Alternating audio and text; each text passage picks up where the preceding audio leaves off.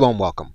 Once you understand how to operate the basics of ChatGPT, you will be able to overcome a blank screen when you need to produce content or you need to produce elements in your business that would otherwise be difficult to construct from scratch. At the same time, you must realize ChatGPT's limitations. It does generate incorrect information. It also might produce information or lines or content that may be harmful to your brand or harmful in general.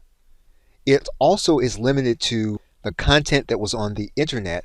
Now, as of the recording of this video, ChatGPT is limited to the world and events as of 2021. That could change by the time you are looking at this video. Regardless, there are limitations.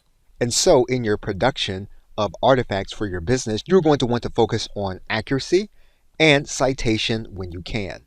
But ChatGPT will help you to overcome a blank screen. And that is what we will do in this course, is to undertake the writing of a sales presentation of an information product that you have created. Now, this will not take the place of a personal sales letter, nor will it take the place of a professional copywriter. What it will do is to help you if you have a blank screen in front of you.